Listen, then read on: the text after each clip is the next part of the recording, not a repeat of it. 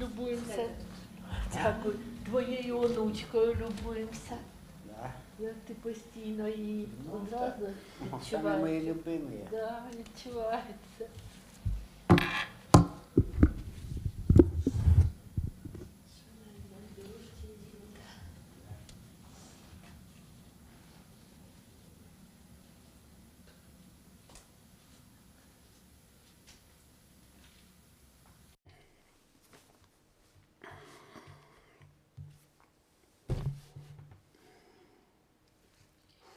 Good afternoon. I want to thank everybody who joins us in Ukraine Media Center Ukrinform. It's year 9 of the war and day 324 of the heroic resistance of the Ukrainian people. And now we will be talking about the situation in Kherson region. Joining us online is Halyna Luhova, the military governor of Kherson City. Ms. Halyna, good afternoon. Ms. Halyna, are you hearing us?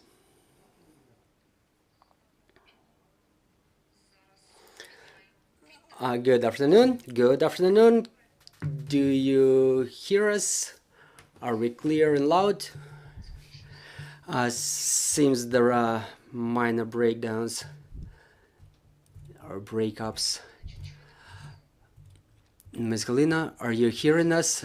I'm asking our technical team to check the quality of connection. Yes, I'm hearing you, but the connection is breaking up. Well, I'm hoping you're hearing us right now. Good afternoon, Ms. Halyna.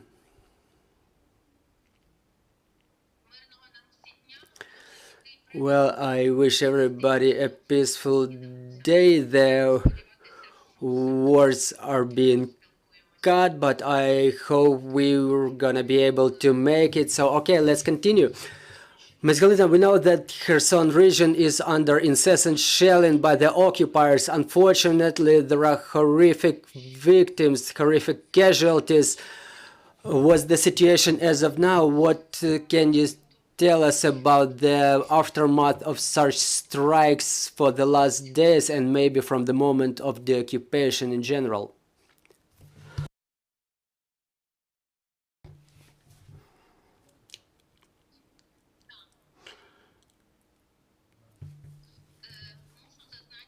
Well, I have to state that the enemy keeps shelling the city of Kherson.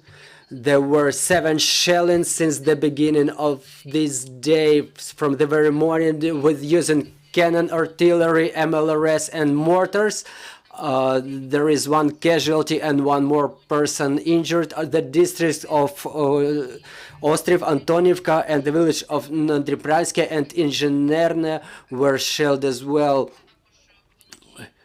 In the night, there were shellings on utility municipal transport base. 16 vehicles were damaged. There is also 1 security guard was injured. We are trying to find out more details about the casualties and injured people and the scale of damage. Now there are teams of National Police and National Emergency Service working on spots, clearing the debris. Also, I have to state that the city is 98% provided with water supply, 75 to 80% we cover the needs of electric power supply and heat supply. Somewhere in this region, but the enemy keeps shelling our power infrastructure, and I want to appreciate the work of our electric power technicians who renew the power supply all the time. And the same situation is with heat supply. A number of districts in our city are without heat supply due to the damage of the heat supply substation. I'm talking about the district of Korabelny, because we cannot pump water in the substation over there, which is damaged, is close to the wharf, right near the river, and the enemy keeps shelling this territory, sometimes in the depth of 700 meters to 1 kilometer.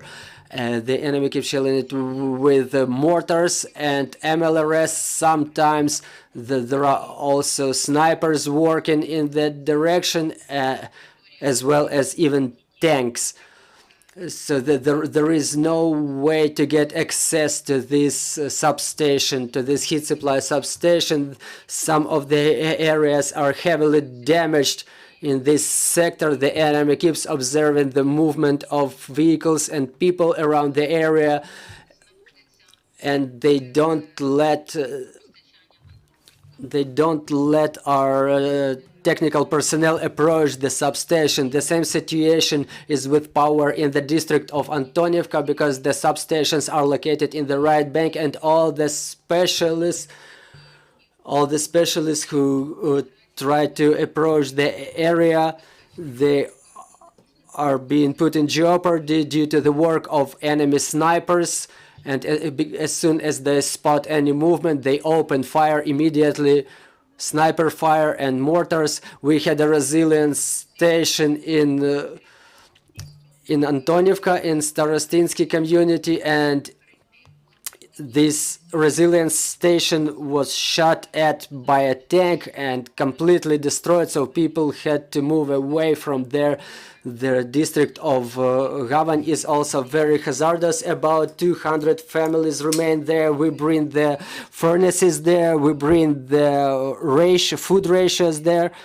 People don't have heat supply there. Their electric power grid is also damaged. And the volunteers keep coming there with all those necessary things like blankets and warm clothing. We support the people to the best of our capabilities there. In Ostriv, there is also a resilience station deployed, so we want to deploy another heating station where people can recharge their gadgets and get heated, drink a cup of hot tea. We have a supply of food ratios, of hot snacks there. There is also a sector with a number of apartment blocks which remain without heat supply, and there is no opportunity to reestablish the heat supply there, because the municipal authorities were letting the private entrepreneurs to work in those facilities.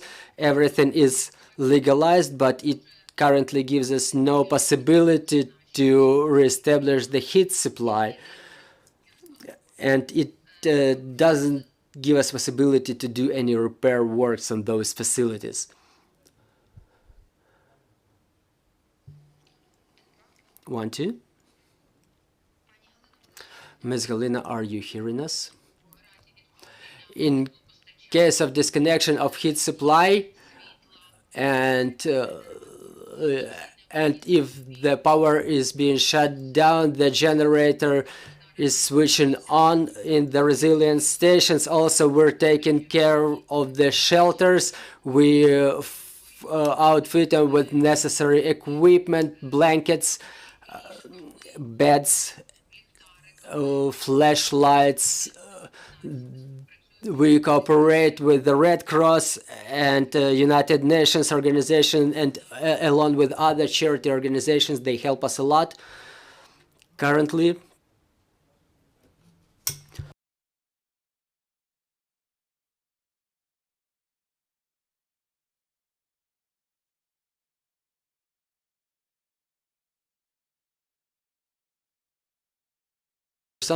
Upon my request, we had one concrete shelter delivered, which was deployed in the center of the city, and there are 4 more on the way to be provided by that charity fund. It's absolutely free of charge, so our inhabitants, God forbid anything like this happens, but we all remember the Black Saturday of the 24th of December when this terrible event happened in our city with 10 casualties in one single second and way more people injured. So we installed this concrete structure in the center of the city because people only have 2 to 4 seconds to react to mortar fire or MLRS fire or cannon artillery fire. So God forbid again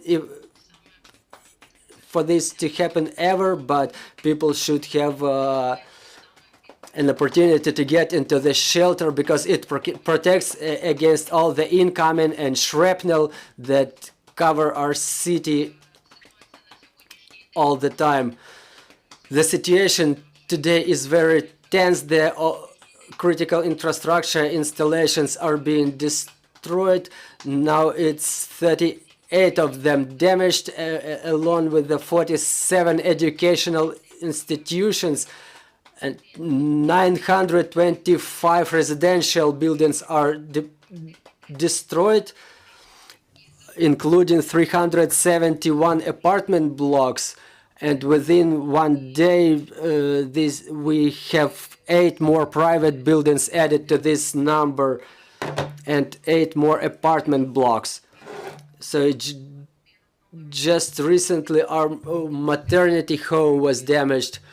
More than 50 windows were broken, and another maternity home in Dniprovsky district was damaged back in the previous year. The maternity department of the hospital was shelled twice when just the cesarean section was just over right before the shelling, and the mother was transferred to another department. Our regional hospital was shelled twice by the enemy just recently. They shelled it for the second time. So there is nothing sacred for the enemy. They keep killing our people and they destroy their infrastructure installations, residential areas. The situation is very complicated in the city. Within the last week, more than 1,000 inhabitants left, including 593 of those who left.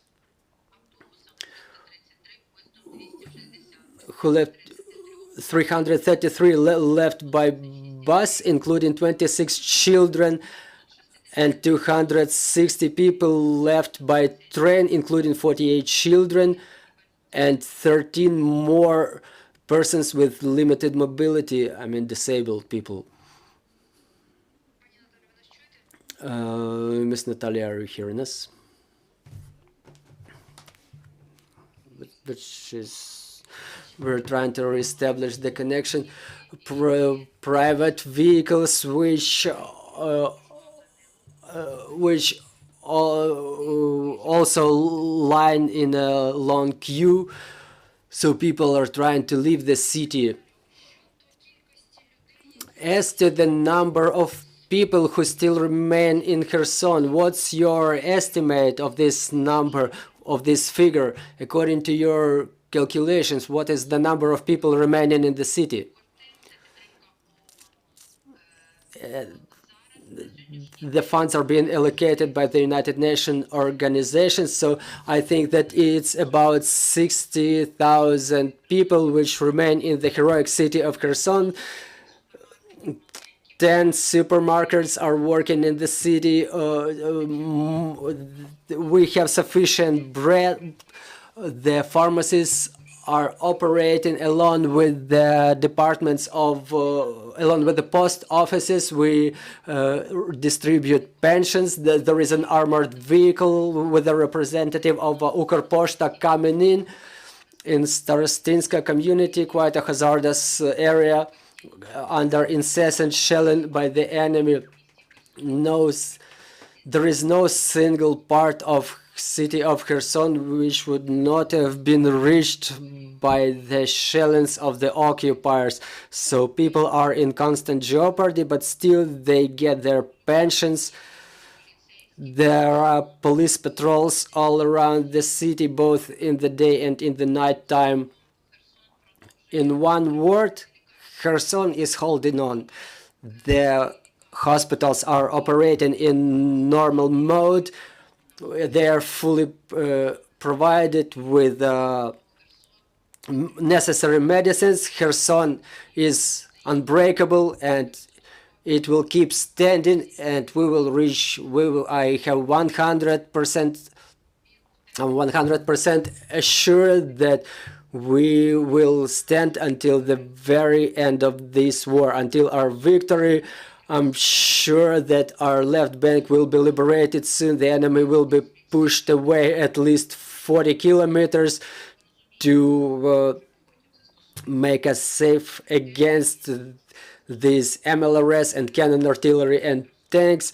We understand that the enemy may use another missiles like they used to do, S-300 missile and white phosphorus bombs, but I believe that we will stand until the end, and the citizens of Kherson will hold our Ukrainian banner up high.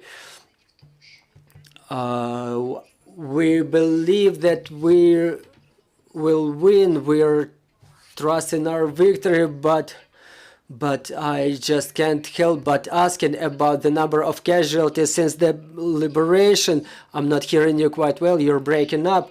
I'm repeating my question as to the number of casualties among the civil population since the moment of the occupation. What's the total number of casualties? Unfortunately, I can't make out anything you're saying. The words are being cut off. Oh, are you hearing us right now?